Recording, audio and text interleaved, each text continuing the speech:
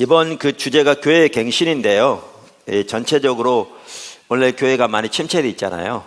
그런데 그 교회가 다시 소생되고 하나님이 의도하신 하나님의 생명이 넘치는 교회로 회복되기 위해서 어떠한 요소들이 필요한가, 이렇게 하나님이 기뻐하시는 교회들로 회복되어지기 위해서 우리가 어떻게 나가야 될 것인가, 전체적인 일부 그림을 볼 수 있는 좋은 시간이 되지 않을까 싶습니다. 큰 두 번째, 교회의 참된 터, 십자가의 복음. 그러니까 하나님이 의도하신 교회는 철저하게 교회가 십자가의 복음에 세워진 교회입니다. 하나님 의도하신 교회는 명확하게. 그리고 우리가 그리로 돌아가야 합니다. 그게 복음으로 돌아가는 겁니다. 그게 원색적인 복음으로 돌아가는 겁니다. 그 말의 의미입니다. 그리고 그렇게 돌아가면 하나님의 유업은 반드시 주어지게 되어 있습니다. 반드시 주어지게 되어 있습니다. 자, 이 부분을 좀 하나씩 살펴볼 텐데, 교회의 참된 터는 오직 십자가의 복음입니다. 다시 말해 십자가에 못 박힌 예수 그리스도입니다. 자, 이 부분을 잘 볼 수 있는 구절이 고린도전서 3장 11절입니다. 한번 보시죠. 고린도전서 3장 11절. 이 닦아둔 것 외에 능히 다른 터를 닦아둘 자가 없으니, 그러니까 사도 바울은 자기가 이방인을 위한 사도요, 이방인을 위한 사도 중에서도 교회의 터를 닦는, 기초를 얻는 사도였잖아요. 복음을 전함으로. 그래서 여기에 터란 말은 교회의 기초를 말합니다. 교회의 파운데이션. 그러면서 자기가 닦아놓은 터, 사도 바울이 전한 복음, 그 터 외에, 기초 외에 다른 기초는 없다. 그러니까 교회의 기초는 바로 하나뿐이다, 그 말이죠. 그러면서 교회의 기초가 뭔가? 그 터는, 그 기초는 곧 예수 그리스도라. 아멘. 그래서 교회의 기초는 예수 그리스도입니다. 자, 이렇게 말하면 아무도 이 말에 대해서 반박하지 않을 겁니다. 오늘날 교회가 아무리 침체되어 있다고 그래도 목사님들에게 교회의 기초는 예수 그리스도입니다, 사도 바울이 말한 것처럼 그 외에 다른 기초는 아무것도 없습니다, 그렇게 말하면 다 아멘하지, 아니요라고 말할 사람이 누가 있겠습니까? 아무도 없을 겁니다. 동의하십니까? 근데 문제는 이겁니다. 교회의 기초가 예수 그리스도란 말이 무슨 말인가라는 거죠. 여기서 사도 바울이 교회의 기초는 예수 그리스도 외에는 없다, 이렇게 말했을 때 그 뜻이 무슨 뜻인가라는 거죠. 이걸 자세히 살펴보지 않으면 당연히 교회의 기초는 예수 그리스도지, 그렇게 생각하면서 그 말이 무슨 말인지도 모른 채 우리가 실제로 예수 그리스도 터 위에 세워 있는지 그렇지 않은지 전혀 살펴보지도 못한 채 그냥 넘어가 버리고 맙니다. 그러면 우리가 고린도서 1장 1절부터 쭉 읽어보시면요, 이거 명백하게 볼 수 있는데, 교회의 기초는 예수 그리스도라는 말 속에는, 다시 말하면 고린도전서 3장 11절 그 배후에는, 그 속에는 고린도전서 1장 30절과 고린도전서 2장 2절이 들어있습니다. 1장부터 쭉 보시면 고린도전서 1장 30절과 2장 2절이 실제로 되지 않으면 교회의 참된 터는 예수 그리스도란 말은 전혀 안 맞는 말입니다.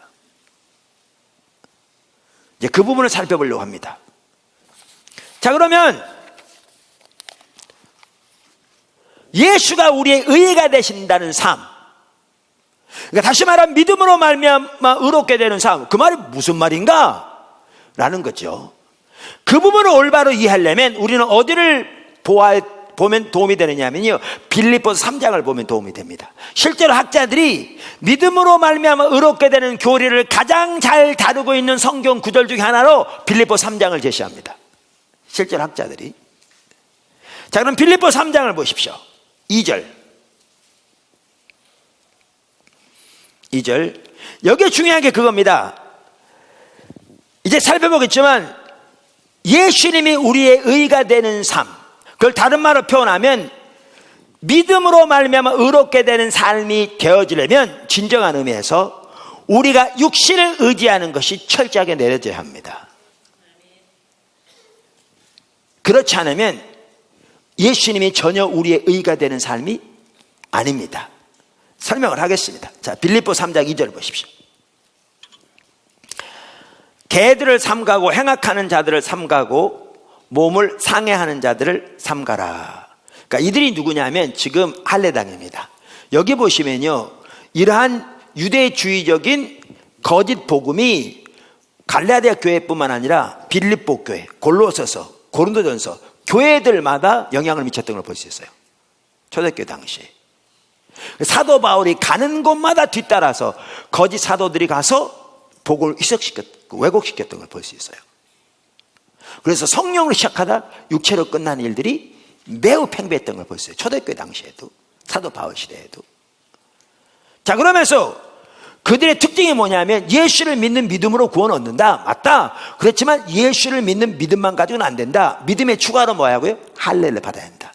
할례 등 유대인의 전통을 지켜야 한다 라는 거죠. 그러니까 그래서 그들은 자기들을 뭐라고 불렀느냐? 할례당이라고 불렀습니다. 자기들 할례 받은 사람이라 그 말이죠.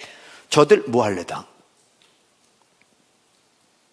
저들은 온전치 못한 자들, 신자들, 정통적이지 못한, 유업을 받지 못하는, 우리가 적통인, 진정한 성도인, 하나님의 유업을 받을 수 있는, 우리는 그 진정한 상속자 이들.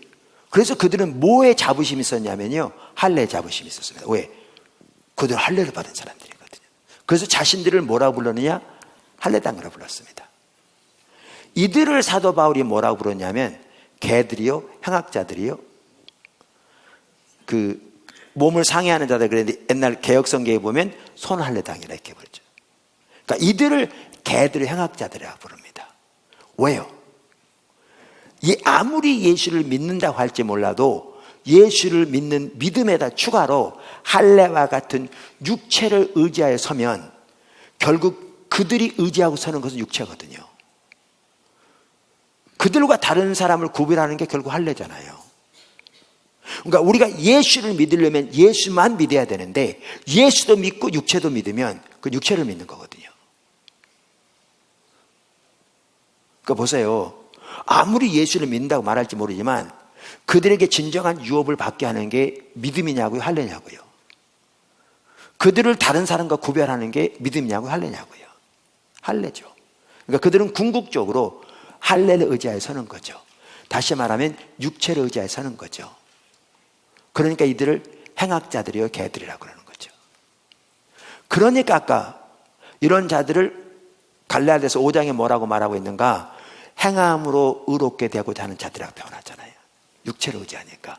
그러니까 이들에게는 뭐라고요? 그리스도가 아무런 효력이 없다. 십자가의 능력이 소멸되는 거죠. 왜? 자기의 육신적인 노력을 의지해 주 앞에 서는 자들이니까. 그러니까 이들에게는 뭐라고요? 은혜에서 거쳐진 자들이라고 이렇게 말하잖아요.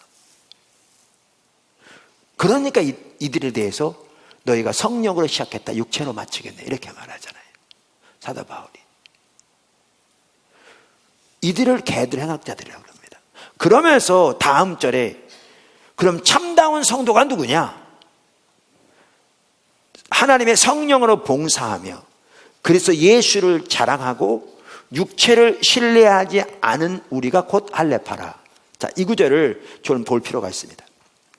여기에 할례파란 말은요, 그 뜻입니다. 참다운 성도라 그 말입니다. 아까 그 할례당들이 자기를 뭐라 불렀다고요?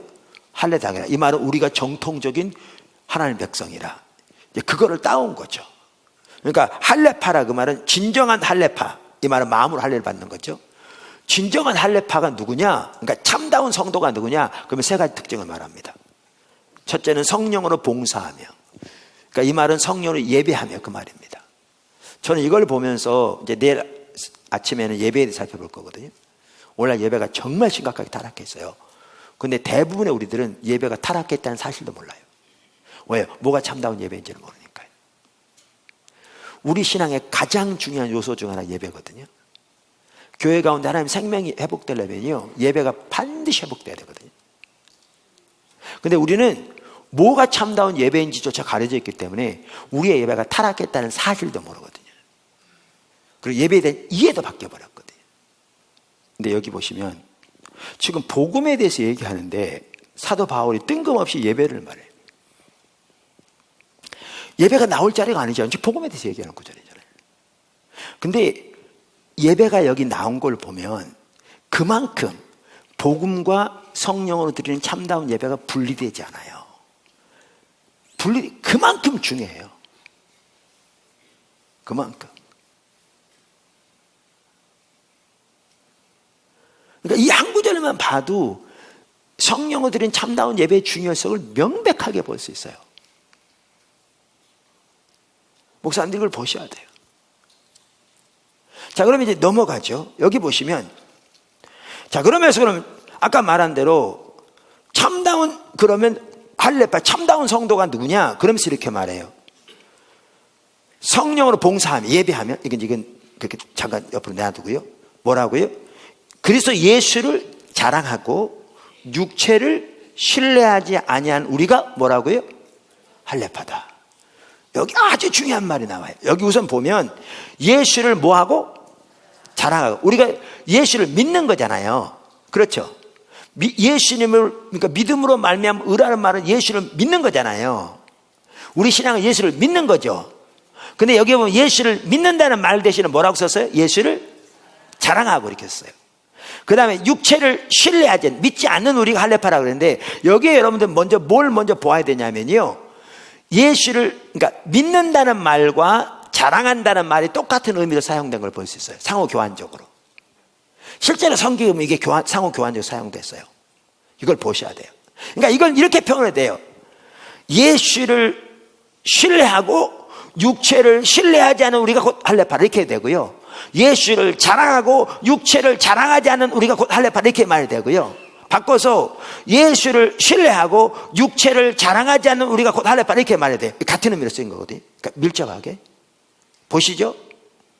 자, 그러면 이게 중요합니다. 예수를 믿으려면 예수님의 우리의 의가 되려면 아주 중요한 요소가 뭐냐면 육체를 신뢰하지 않아야 돼요.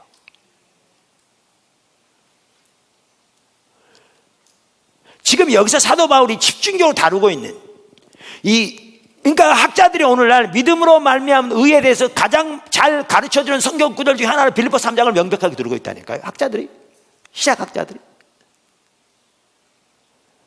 근데 여기에 보면 지금 계속 동일한 얘기를 나누고 있는데 아까 갈라디아서하고 여기 빌립보서도 다루고 있는데 예수님이 우리의 의가 되신 삶, 바꿔 말하면 믿음으로 말미암은 의를 지금 다루고 있는데 여기 지금 아까 그 당시 할례파 이들이 뭐 하는 사람들이에요? 이들은 예수를 믿는 사람이 아니에요? 믿는 사람들이라니까. 그들은 예수도 믿고 뭐도 믿는 거예요? 육체도 믿는 자들이에요. 그들을 뭐라고요? 개들의 행악자들이라고요.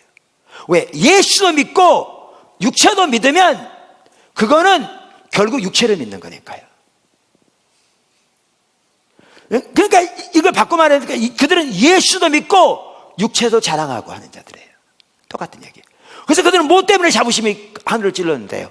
할례를 받았다는 것 때문에요. 그러니까 할례당이라는 자부심이 있었다니까요. 이게 할례당입니다. 그러면 참다운 성도는 누구냐? 예수를 믿고 다른 말하면 예수를 자랑하고 육체를 안 믿는 우리가 곧 할례당이라.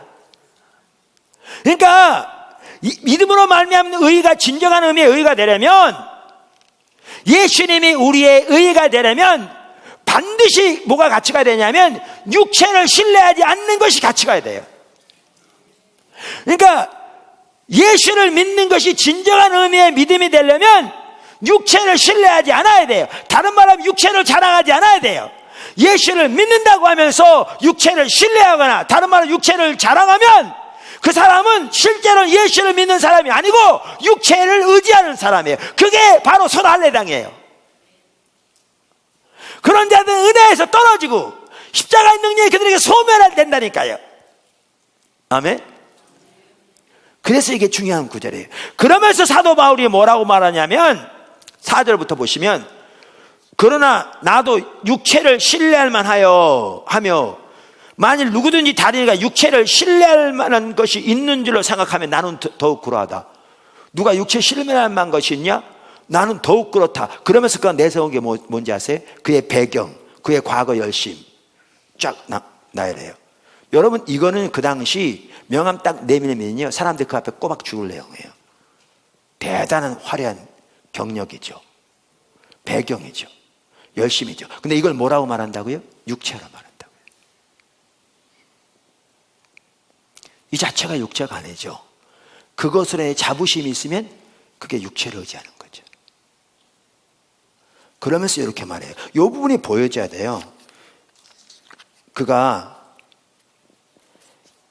3장 7절부터 뭐라고 말하냐면, 빌립보서, 그러나 무엇이든지 내게 유익하던 것을, 종교사회에서는요, 아무리 예수를 믿어도 종교화되어 버리면 육체를 의지하는 것이 유익해요. 그거 명함 내밀면 통해요. 사람들 그 앞에 꼬박 고개를 숙여요. 사도 바울이 뭐라고 그러냐면, 무엇이든지 내게 유익하던 것을 내가 그리스도를 위하여 다 해로 여길 뿐더러, 또한 모든 것을 해로 여김은 내 주 예수를 아는 지식이 가장 고상하기 때문이라. 그러면서 내가 그를 위하여 모든 것을 버리고 배설물로 여김은 그리스도를 얻고 그 안에서 발견되려 함이니, 여기 보시죠. 내가 가진 의는, 여기 나오잖아요. 율법에서 난 것이 아니요 오직 그리스도를 믿음으로 말미암은 것이니 곧 믿음으로 하나님께로부터 난 의라. 뭐라고 말하는가? 그 육실 배경을 말하고 난 다음에 누가 자랑할 만하면 난 더욱더 그러다. 그러면서 주님을 아는 것이 가장 고귀해서 이 모든 걸 뭘로 여겼다고요? 배설물로 여겼다고요. 주님을 얻기 위해. 그러면서 그가 의지한 의가 뭐라고요? 오직 믿음으로 말미암은 의라고요. 그래서 주님을 얻기 위해 달려간다고요. 아멘. 예수가 우리의 의가 되시려면, 여기 보시면 육신을 의지하는 것이 배설물이 되어야 비로소, 그때야 비로소 예수가 우리의 의가 되세요. 믿음으로 말미암아 의롭게 된다는 것은 처음 구원받을 때뿐만 아니라 성경에 보면 우리가 주님 앞에 서는 그날까지 순간순간 우리가 의지하여 서는 건데, 믿음으로 말미암아 의롭게 되는 것은 우리가 육신을 의지하는 것이 배설물처럼 버려지고, 그러기에 예수가 우리의 의가 되신다는 사실을 인식하고 오직 예수 그리스도의 의만을 의지하여 서는 게 믿음으로 말미암은 의예요. 이게 교회의 기초예요. 이게 하나님이 의도하신 교회의 기초예요. 내가 닦아놓은 터 외에 다른 터가 없으니 그 터는 예수 그리스도라고 사도 바울이 말할 때 그 속에는 바로 이게 포함되어 있어요. 이게 성경이 말하는 믿음으로 말미암은 의고요. 이게 종교개혁자들이 발견했던 믿음으로 말미암은 의의 진리고요. 이게 부흥이 올 때마다 재발견되었던 오직 믿음으로 말미암은 의예요. 이게 웨슬레가 발견했던 의고요. 이게 루터가 발견했던 의고요. 이게 캘빈이 발견했던 의예요. 이게. 근데 우리는 이제 보여지니까 이제 가짜가 보일 거예요. 아까는 많이 힘들거든요. 제가 설교하면서 이게 뿌에 가려지는 것 같아서. 근데 우리는 말로는 예수 그리스도가 우리의 교회의 터다. 말로는 예수 그리스도가 우리의 의다. 다른 말로 말로는 우리가 믿음으로 말만 의롭게 된다. 이렇게 말하지만 우리는 그 당시에 할례를 의지했던 것처럼, 그래서 할례 때문에 자부심이 가득했던 것처럼 베드로가 그렇게 자리를 옮겨 유대인들이 두려워서 옮겨서 그 당시 전통을 의지했던 것처럼 그와 같은 인식이, 가치가, 그와 같은 삶 행태가 교회 내 너무너무 가득하면서, 그러면서 믿음으로 말미암은 의를 얘기해요. 그러니까 그 말이 무슨 뜻인지를 모르는 거죠. 그러니까 뭐만 남냐? 육체적인 노력으로 하는 종교적인 모양만 남아요.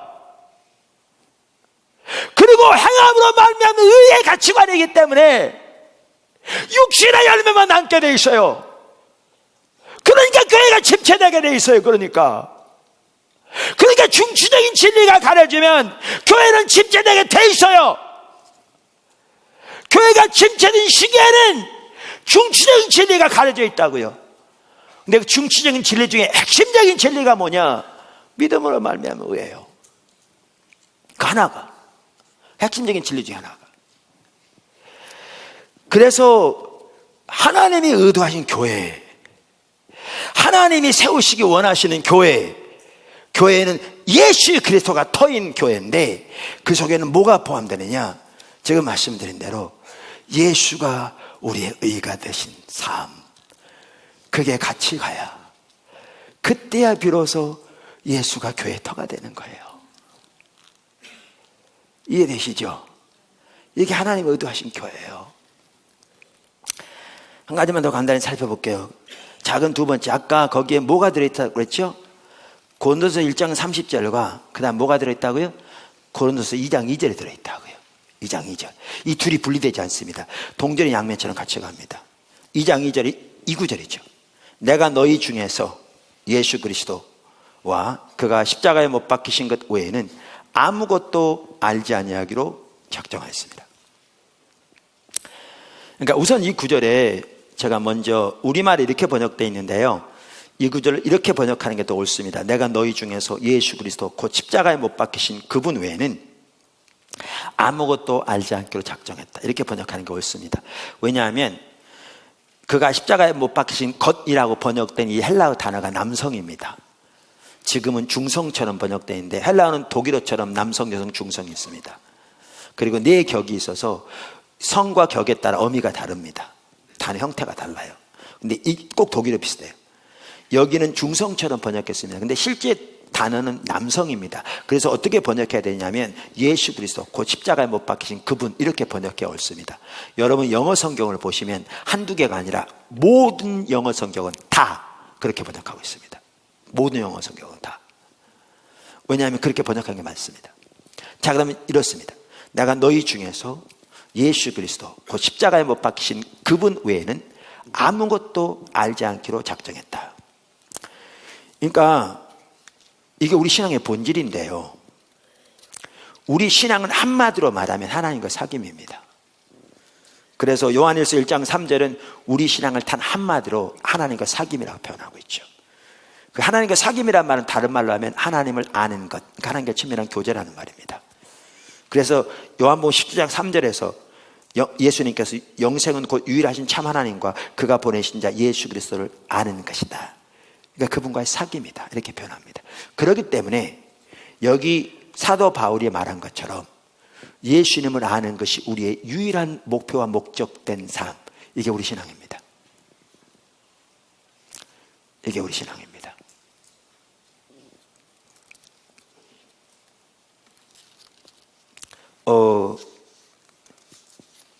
사실 고린도 교회가 어떤 교회입니까? 은사가 부족함이 없이 나타난 교회잖아요, 1장에 보면. 근데 사도 바울이 세운 교회 중에 가장 육적인 교회였거든요. 그러니까 이걸 보아서 알 수 있듯이 은사만 가지고 교회가 세워지지 않습니다. 삶이 변하지 않습니다. 그래서 그들에게 십자가 복음을 전합니다. 집중적으로 교회가 복음에 세워져야 합니다. 그러면서 여기 중요한 게 있습니다. 1장 17절 이렇게 말하죠. 예수 그리스도께 나를 보내시면 침례를 혹은 세례를 베풀게 하려 하심이 아니요 오직 복음을 전하게 하려 하심이로되 말의 지혜로 하지 아니함은 그리스도 십자가가 헛되지 않게 하려 함이라. 23절 우리는 십자가 못 박힌 그리스도를 전하니. 2장 1절 형제들아 내가 너희가 나아가 하나님의 증거를 전할 때, 그러니까 계속 뭐에 대해서 말하고 있는가 하면 하나님의 복음을 전하는 것에서 말하고 있습니다. 전하고 그렇기 때문에 2장 2절에 뭐라고 그래야 이게 맞느냐 하면요, 이렇게 말해야 맞습니다. 내가 너희 중에서 예수 그리스도 곧 십자가에 못 박히신 그분 외에는 아무것도 알지 않기로, 전하지 않기로 작정했다, 이래야 맞습니다. 그 앞뒤가 딱 맞습니다. 근데 사도 바울이 그렇게 말 안 합니다. 갑자기 바꿉니다. 내가 너희 중에서 예수 그리스도 곧 십자가에 못 박히신 그분 외에는 아무것도 전하지 않기로 작정했다. 알지 않기로 작정했다. 죄송합니다. 근데 이게 핵심입니다. 복음은 인격체입니다. 그분을 아는 만큼 그분을 전할 수 있습니다. 그분과의 친밀한 교제가 우리 신앙의 모든 것이기 때문에 그분을 아는 것이 유일한 목표와 목적된 삶, 그게 우리 신앙입니다. 사도 바울이 말할 때 교회의 참된 터는 예수 그리스도라 이렇게 말할 때 여기에 뭐가 포함되느냐? 하나님의 모든 백성들이 성경에 말한 진정한 신앙 그대로 예수님을 아는 것이 유일한 목표와 목적된 삶, 여기 서는 것이 포함되어 있습니다. 근데 이 둘이 분리되지 않습니다. 아까 말한 대로 예수가 우리의 의가 되신 삶, 예수님을 아는 것이 우리의 유일한 목표와 목적된 삶이 분리되지 않습니다. 왜냐하면 예수님을 아는 것이 우리의 단 하나의 유일한 목표와 목적된 삶이 될 때 비로소 거기에 그 하나님을 찾는 거고요. 성령의 조명이 있고요. 그 삶 가운데 있을 때 성령의 비추심이 있어서 뭐죠? 내 속에 어떠한 선한 것도 없음이 깨달아지고요. 그래서 예수가 우리의 의라는 것이 깨달아지고요. 그래서 자기 의를 배설물처럼 여기고 예수님의 의만 의지해서 하나님 앞에 서는 게 비로소 가능합니다. 여러분, 오늘날의 교회, 예수님이 하나님의 의도하신 교회가 어떤 교회인가? 바로 그겁니다. 예수가 교회의 터가 되는 교회인데요. 그 말은 뭐냐면 목회자부터 모든 성도들이 인격체신 살아계신 예수님을 아는 것이 그들의 인생의 유일한 목표와 목적된 삶. 그래서 다른 모든 것을 배설물로 여기고 그분을 알기 위해 달려가는 그 삶. 그 토대 위에서 자기 속에는 어떠한 선한 것도 없음을 선명하게 인식하고 자기 의를 의지하고 자부심을 갖는 것, 모든 것을 배설물처럼 여기고 그러기에 예수 그리스도만이 자기의 의인 것을 인식하여 순간순간 그분의 의만을 의지하여 주 앞에 서는, 그리고 그렇게 주님을 알게 달려가는 삶, 이게 하나님의 의도하신 교회입니다. 이게 복음입니다. 이게 원색적인 복음이에요. 이게 십자가의 복음이에요. 이게 교회의 터예요. 이 교회의 터 위에 세워질 때 그 유업이 주어져요. 이사야 반부의 그 주업 반드시 주어집니다. 그리고 거기에 놀라운 생명의 역사가 함께합니다. 제가 남은 시간에 이 로이드 존스 목사님이 책에 있는 몇 가지를 읽어볼 거예요. 놀라운 사실은요, 하나님의 부흥이 올 때마다 어떤 일이 있었느냐, 제가 지금까지 설명한 이 두 가지가 반드시 회복됐어요. 이와 관련해 마지막으로 말씀드릴 원리는 예외 없이 이러한 중추적인 교리들을 발견한 것이 궁극적으로 부흥을 가져오게 되었다는 점입니다. 언제나 부흥 이전에 예비적인 조짐이 있기 마련입니다. 갑작스럽게 부흥이 오는 것 같이 보입니다. 물론 어떤 의미에서는 그렇습니다. 그러나 역사를 주의 깊게 살펴보면 조용하게 진행되는 예비적인 단계, 사람들이 눈치채지 못한 준비 단계가 있음을 언제나 발견할 것입니다. 그 준비 단계는 어김없이 이 장엄하고 영광스럽고 중추적인 진리들을 재발견한 일이 있었습니다. 예를 들어서 종교개혁의 역사를 생각해 봅시다. 올해 500주년 된다 그러던데, 프로테스탄트 부흥이 임한 것은 마틴 루터가 믿음으로 말미암아서만 의롭다함을 받는다는 장엄한 진리를 문득 깨달은 그 후의 일이었습니다. 갈라디아서와 로마서를 통해서 그 진리를 따라감으로써 성령이 물붓듯 부어주시는 하나님의 길을 예비한 것입니다. 그 일이 종교개혁이 파급된 영국과 다른 나라에서도 일어났습니다. 17세기도 역시 마찬가지입니다. 물론 정도는 다르지만 이러한 진리에 대한 강조가 청교도 시대에 체험했던 위대한 축복을 불러왔습니다. 누구나 분명히 18세기에 바로 그러한 일이 일어났다는 것을 알아야 합니다. 그때도 교회가 죽어 있었는데 어떤 일이죠? 웨슬리, 요한 웨슬리가 알더스게이트 스트리트에서 마음이 성령으로 이상하게 뜨거워진 걸 체험할 수 있었던 것은 3개월 전에 있었던 일 때문입니다. 그는 1738년 5월 24일 알더스게이트 스트리트에서 그 체험을 했습니다. 그는 1738년 3월에 믿음으로만 의롭다함을 받는다는 진리에 눈이 떠졌습니다. 그리고 성령이 부어졌습니다. 웨일스에도 그렇고, 여기 보면 플리무트 브레드린 쭉 나옵니다. 부흥이 항상 일어났었다, 이렇게 말합니다. 그 다음에 이 책 119쪽에서 이렇게 말합니다.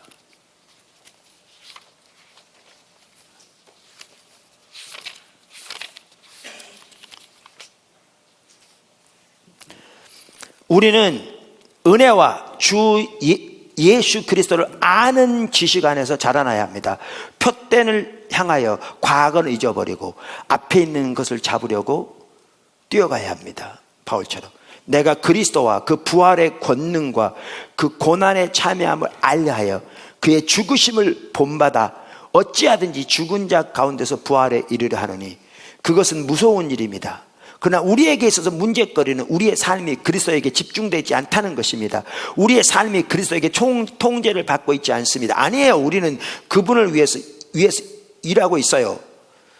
그렇게 말할지 모르지만 그런 다음에 우리는 그를 떠나버리고 계속 우리 자신의 작은 일에만 몰두하고 있습니다. 그리고 우리가 행하고 있는 일을 기초로 하여 하나님이 복을 주시기를 간구합니다. 그러나 우리가 주님 자신을 추구하는 데는 어떠합니까? 하나님, 예수 그리스도, 성령의 임재가 우리의 삶 속에 나타나는 것, 그것이 참된 기독교입니다. 부흥시에 언제나 하나님께 사용됐던 사람들이 바로 그것을 추구했습니다. 여러분이 그것을 위해 제 말을 들을 필요가 없을 정도입니다. 언제나 부흥의 예비 단계들이 있기 마련입니다. 그게 사용된 사람들은 자기들이 라오디게아 교회 사람들과 같다고 느꼈습니다. 우리는 아무것도 없다. 우리는 얼마나 벌거벗었는가, 주님을 아는 지식에서. 그리고 그들은 그분에게로 달려갑니다. 120쪽. 하나님 중심, 하나님을 위한 슬픔, 하나님의 영광이 다시 나타나기 위한 간절한 마음이 우리 마음을 주장합니까? 부흥시대에 언제나 그러한 일이 나타납니다. 교회가 이익을 보지 못할 수도 있고 사람들이 교회로 몰려오지 않을 수도 있습니다. 그러나 첫 번째 단계는 하나님과 그 영광을 알게 되는 단계입니다. 그것이 부흥 이전의 사람들이 갖는 예비적인 1차적 관심입니다. 자, 그러면서 그 다음 페이지 이렇게 말합니다. 122쪽에 부흥에 이르는 불가피하고 부단한 예비적인 단계는 하나님에 대한 갈증, 살아계신 하나님을 아는 지식을 갈구하는 생생한 갈증입니다. 그리고 역사하시며 스스로 자신을 나타내시며 자신의 능력을 나타내시고 일어서서 당신의 원수들을 회파하시는 하나님을 알고 싶어하는 불타는 간절한 바람을 가지는 것입니다. 그것이 언제나 부흥의 필연적인 예비 단계입니다. 정확하게 두 가지가 회복됩니다. 이게 2000년 교회 역사에 나타났던 일들입니다. 보십시오. 하나님은 구약에서부터 신약의 교회를 향한 놀라운 유업을 예비하셨습니다. 신약의 교회를 위해. 그런데 오늘날 그 하나님의 유업이 교회 가운데 나타나고 있어야 합니다. 그게 정상입니다. 그럼 왜 안 나타나고 있는가? 복음에서 멀어진 거죠. 복음의 종교로 전락한 겁니다. 율법주의 인본주의로 전락한 거죠. 믿음으로 말미암는 의를 말하지만 실제로 우리는 육신과 종교를 의지하고서는 행함으로 말미암은 의로 전락해버린 베드로 행동처럼 오늘날 그게 너무너무 팽배합니다. 그러면서 말로는 믿음으로 말미암은 의를 말합니다. 중추적인 진리가 가려진 거죠. 그리고 우리의 신앙은 하나님 그분을 아는, 그분의 영광을 보는, 그것이 우리의 유일한 목적으로서 그분의 부활의 능력을 알기를 원하는, 그분의 십자가 승리를 우리의 삶에서 알기를 원하는, 그래서 그분을 향하여 달려가는 것인데, 우리는 그분을 위해서 일한다고 봉사하고 난 다음에 그것을 토대로 하나님 복을 주실 거라고 기대하지만, 여기 로이 존스 목사님 말한 것처럼 우리의 삶과 생은 전혀 그리스도께 집중되어 있지 않은, 우리의 일에만 관심이 있는, 그러면서 교회의 터는 예수 그리스도라고 말하는, 그러니까 그 능력이 소멸되어버린. 그래서 오늘날 시대가 문제가 아닙니다. 저는 우리나라가 절대 안 늦었다고 믿는 사람이거든요. 시대가 문제가 아니에요. 환경이 문제가 아닙니다. 아무리 주변이 침체되어 있다, 그게 문제가 아닙니다. 어떤 사람들은 침체된 걸 당연하게 받아들이는 모양입니다. 요즘 다 교회 그래. 특별히 하려고 그러지 말어. 그거 받아들여야지. 실제로 그렇게 얘기하는 목회자도 있다고 제 친구에게 들었습니다. 그런데 그런데 근데 그게 문제가 아니고요. 오늘날 우리의 문제는 복음에서 떠났다는 데 문제가 있습니다. 근데 우리는 복음에서 떠났다는 사실 자체를 인식하지 못하고 있습니다. 왜? 여전히 우리는 입으로 예수 그리스도를 말하고 십자가의 복음을 말하고 교회의 터는 예수 그리스도라고 그 말의 진정한 의미를 전혀 깨닫지도 못한 채 우리는 교리적으로 그저 고백하고 있기 때문에 그렇습니다. 이 시점에서 우리가 예수가 교회의 진정한 기초인 예수님이 우리의 유일한 의이신 그분이 우리의 거룩함이신, 이게 사실 진정한 거룩함입니다. 거룩함도요 우리의 노력에 달려있지 않습니다. 예수님 그분만이 우리의 유일한 거룩함 되신 게 거룩함입니다. 여기에는 그분과의 친밀한 교제가 밀접하게 관련되어 있기 때문에 그분을 아는 것이 유일한 목표와 목적된 삶이 없이 성경이 말하는 진정한 거룩함은 절대로 가능하지 않습니다. 우리는 바리새인처럼 거룩한 모양의 외적인 모양은 갖출 수 있습니다. 그러나 그 속은 썩은 뼈가 가득한 무덤처럼 절대로 거룩하지 않습니다. 진정한 거룩함은 고린도서 1장 3절에 말한 것처럼 예수만이 우리의 거룩함 되시는 그 말의 진정한 의미에 서게 될 때야만 거룩합니다. 이거는 주님을 아는 것이 유일한 목표와 목적된 삶과 같이 갑니다. 이게 교회의 터입니다. 이게 하나님이 의도하신 교회의 기초입니다. 교회가 이런 성도들의 모임이라 그 말입니다.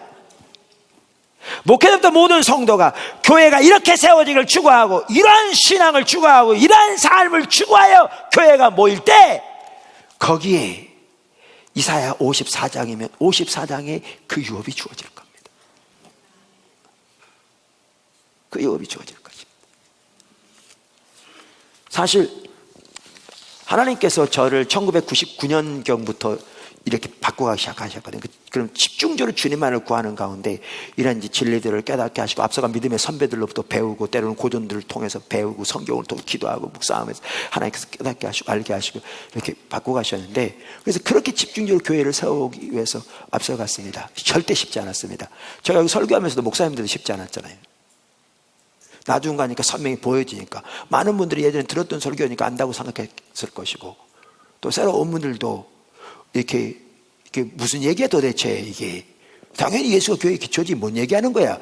근데 이제 하나님이 함께 하시니까 이제 비춰지기 시작하잖아요. 그러니 이렇게 성도들을 가르칠 때 저들이 전혀 무슨 말인지 모르겠다부터 시작해서 배우고자 하는 자세도 없고 도대체 뭔 얘기야, 그럼 우리가 뭐 새벽기도 하는 거 하지 말아야 된다는 얘기야, 전혀 말도 안 되는 얘기를 해가면서 절대 쉽지 않았습니다. 근데 제 눈에는 복음의 길이 보이더라고요. 이게 성경이 말하는 거고 이게 교회에서 하나님의 사람들이 발견한 하나님의 진리예요. 정확하게. 그래서 이제 나가기 시작하니까 더딜지 모이지만 교회가 세워지기 시작했습니다. 그 같이 가는 보는 사람들이 모이기 시작한 거죠. 그때는 지금보다 훨씬 수가 작았는데요, 가정마다 회복되지 않은 가정이 없을 만큼 하나님 각 가정 다 회복시키시더라고요. 주님과 관계 회복되지, 이 부분이 생명이 흐르기 시작하는 거죠. 그러면서 1999년 5월 19일 제가 기록해놨는데, 포도나무교회가 5년 가까이 되었을 때 제가 성경을 읽는데 이사야서 54장 아까 1절 3절 그 구절을 또렷이 주시더라. 우리 알자 성경에 있다가 나에게 이 구절 주신 걸 알 때가 있잖아요. 명백하게. 자주 그런 일이 없을지라도 어떨 때 또렷하게 주신 걸 알겠더라고요. 그 당시에 교회가 그 분당에서 3층에 있으면 지하를 구입하려고 하고 있었는데 하나님은 그거 주시려는 약속의 모양이다 그렇게 생각했어요. 왜냐하면 장막들 넓히며 초소위장을 아끼지 말고 이렇게 되니까. 근데 제가 나중에 갈라디아서 4장을 보면서 이게 신약의 교회에 대한 유업이요 십자가의 복음에 대한 유업인 걸 깨닫게 됐어요. 근데 놀라운 사실은요, 바로 그 해부터 하나님이 해외를 열기 시작하셨어요. 그 해 처음으로 필리핀을 가게 됐어요. 십자가 복음의 유업에 다 포함돼요. 그게 신약의 교회에 주신 하나님의 유업이에요. 예수 그리스도만이 진정한 의미에서 교회의 유일한 참된 터가 되는 그 자리로 돌아가야 합니다. 그러면 하나님의 생명과 하나님의 임재와 하나님의 성령의 운행하심과 하나님의 십자가의 복음의 능력은 거기에 활발하게 역사하게 돼 있고, 그러면 교회는 소성하게 돼 있고, 그러면 아무리 주변에 침체되어 있더라도 하나님의 부흥의 길은 예비되게 돼 있습니다. 그게 2000년 교회 역사가 증명하는 바입니다. 목사님들 섬기는 교회가 그렇게 되기를 축원합니다. 그리고 그렇게 되기를 위하여 생명을 걸 수 있게 되기를 주님을 축원합니다. 비전이 보이면 생명을 걸 수 있습니다.